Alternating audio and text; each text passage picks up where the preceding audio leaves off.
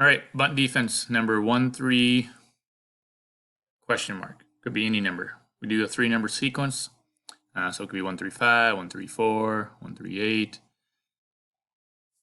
In this situation, as you can see, in 13, we have a runner on second base. Could be a runner on first base. The screen does not have that.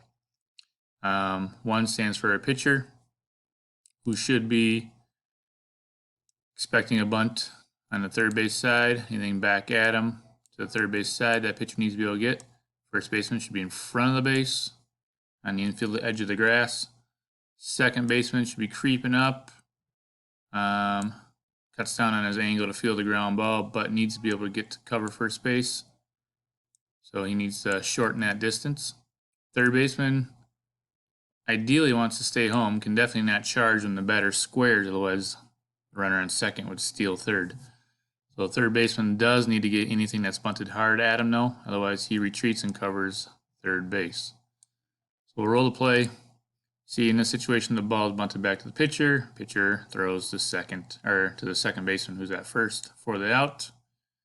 In all situations, we want to make sure we get an out when it comes to bunt defense. Right fielder's backing up to throw to first. Left fielder, shortstop, backing up a potential throw to third.